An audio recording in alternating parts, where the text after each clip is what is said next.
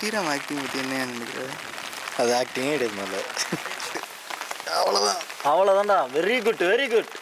பண்ணு பண்ணு என்ன பண்ணு எமோஷன். ஓகே தான் நினைக்கிறேன். அப்படியே மேலே போயிரு. அந்த வானத்தில் அவனே அது பண்ணுவான். டைம் செஞ்சு வாயை மூடிக்கிட்டு